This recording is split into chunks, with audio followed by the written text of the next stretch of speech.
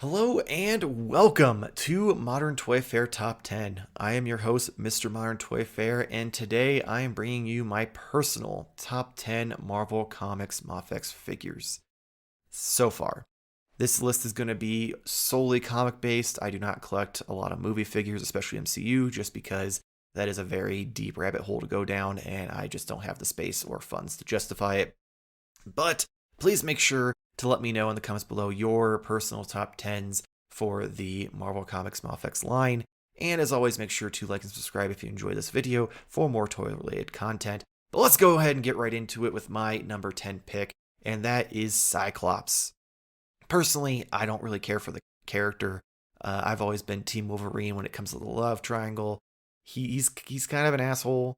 He doesn't really do anything for me, but he's the leader of the X-Men, and this figure looks like it jumped out of the comics. And if you're a fan of the X-Men in the 90s, also from the animated series at that point, because the costume's identical, just obviously slight changes here and there. I think the blue is darker in the show than it was in the comics, but regardless, the colors on this figure pop. The accessories are great. The fact that you get the visor that has the little kind of red steam coming off of it and all the different hands, they really did bring this character to life, and I don't have any complaints about it other than I don't like Cyclops, but he's the leader of the X-Men, so I had to have him. Going on to my number 9 though, continuing the X-Men trend, this is a character I actually really like. Though the version they chose was kind of odd and didn't really do it for me, that is the Age of Apocalypse Magneto. So this figure, great. The accessories are cool with the hands that have the energy effects on them, so that way you can kind of get that look that he's using his magnetism without it just being him standing there with his hand off in the distance. Especially if you don't have anything like to pose him with. It's great because it still gives you that cool aesthetic. But it is Age of Apocalypse, so you have the long hair, you had the red cape. Like everything about this figure looked like it fit with the Jim Lee 90s comics, and then it just kind of veers off into that Age of Apocalypse, and it's just not for me. So I did make some alterations to mine, because I'm sure Mafex will go back and eventually redo the figure with probably maybe some new tooling, but mostly just a purple cape and then on the short-haired version. I cut off all the hair. I actually altered the unmasked head and put it inside the helmet, so that way I have two different helmeted heads that have his face with some expressiveness to it, that don't have that long hair. And then I also replaced the red cape with a purple wired cape I got on eBay. So I fudged it into my collection for what I wanted out of it. But even if you just bought it for the sake of buying it and weren't going to alter it, it's still a really good figure. And I really like the blacked out version where you just see his eyes. I almost wish that they wouldn't have sculpted his face though, because I feel like that kind of makes it creepy to an extent when you're looking at it. Like if you look at it from afar, it's fine. But you get too close, you can see the shape of his face, and you're like, that just doesn't look right. Something about it just seems off to me. Maybe that's just me. But moving on to my number 8 spot, this is a character I really, really like. I don't own this figure yet, but I have seen it in person from the many times that I've passed up on these figures for retail before I started collecting them again. And that is the Miles Morales Spider-Man. So this figure looks fantastic. The black and the red pop. The textures for the sculpted webs and everything look great. The accessories are cool. Only thing that's off to me is his unmasked head. His unmasked head, every other character seems to at least have a little bit of animated feel to it. Like there's you can see that there's some sort of emotion there in the figure. He just looks very stoic or dead inside. I mean, it's real weird. I'm not a huge fan of it. So when I do get this figure, I doubt I'll use that unmasked head very often. If anything, if I do use an unmasked head, I might try to find a different one from another line or get a custom one on eBay or something, because it's just he just looks so dead inside, and it makes me so sad because I do love Miles Morales. My number 7 pick though, another one that I screwed up with and didn't pick up at retail. I had more than opportunity because he was still available when I started collecting Mafex figures, and he was on Big Bad Toy Store. I was like, oh, I'll wait a week. I'll wait a week. There's other figures I need to pick up, this and that and the other. And then finally, when I'm like, okay, this week I'm going to get him, he sells out and then instantly doubles in price. And that was kind of the start of this trend where all the pre-orders started selling out real quick on figures, and like if you don't pre-order it, you don't get it essentially, which sucks. But I I do have them on pre-order because they opened up a second set of pre-orders for like $10 more, and I was like, okay, hopefully these get fulfilled, but it keeps getting pushed back month after month, so we'll have to wait and see. That is the Tiger Stripe Wolverine. I love Tiger Stripe, like the Tiger Stripe costume. Animated series. That's all I have to say about it. The only thing I wish they would have done differently is the blue stripes, which I think is everyone's gripe with it.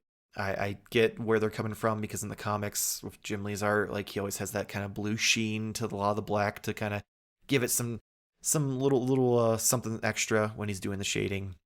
But on the same thing, like the fins on his boots and on his mask, they didn't do it too. So weird choice, but it's easy fix. Get a Gundam marker or paint it, depending on your skill level, and voila, fixed.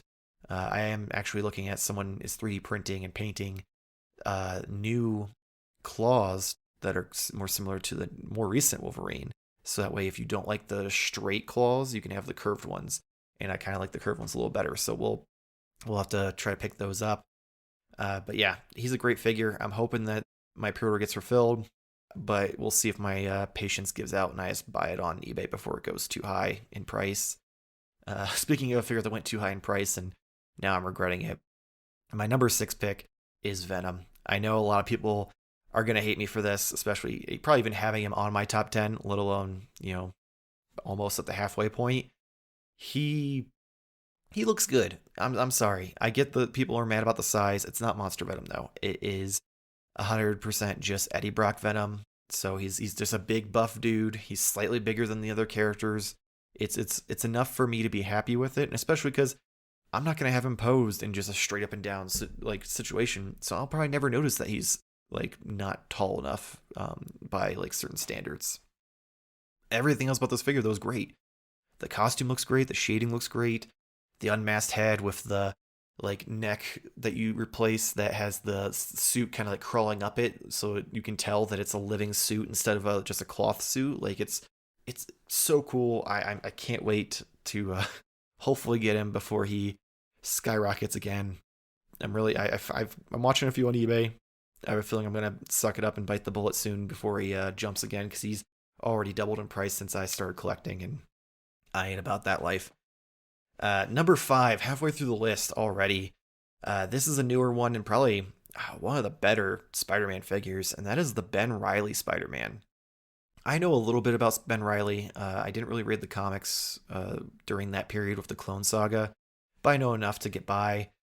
I mostly got this figure for 2 reasons. One, I didn't have a Spider-Man because I didn't really want to spend the money originally on the first release, especially considering the first release didn't really look like it did on the box. Like the box, the red and blue were vibrant and looked great, and then you get in hand and it did not look like that.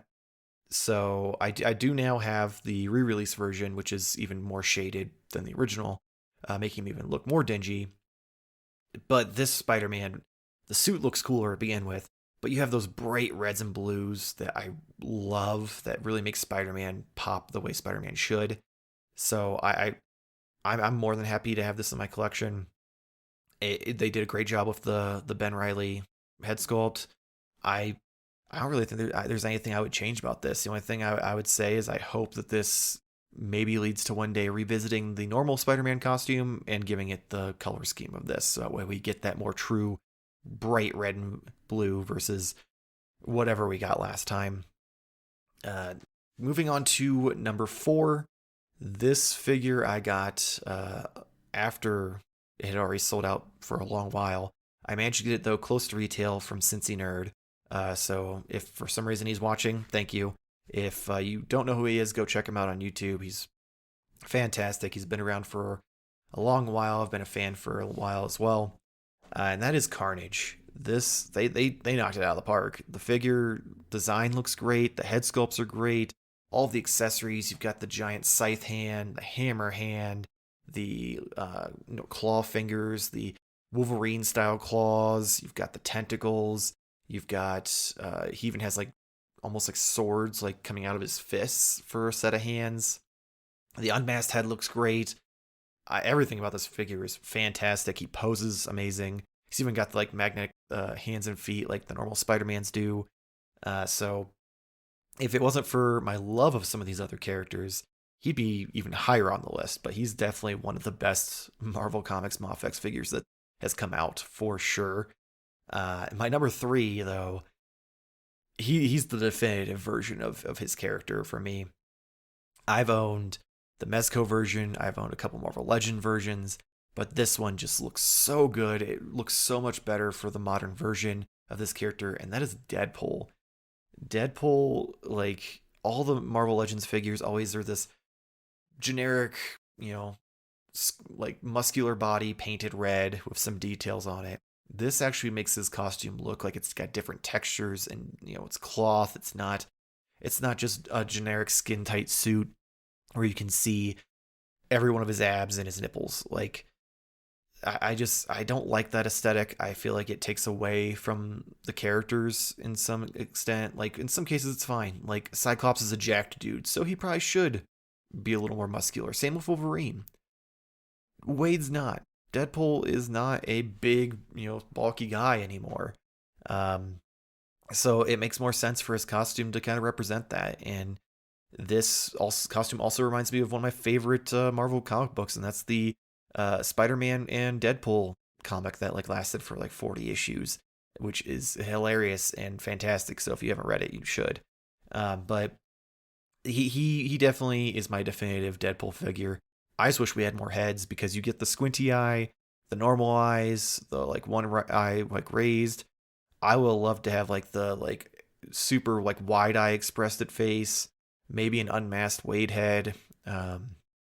Just a couple more. I mean, he still comes with a lot of accessories. Granted, he came with trigger finger hands but no guns. I did go and take extra set of guns from Hush from the DC Batman line and give them to him. They look really good, but it was just a really weird choice. So not sure what's going on with that.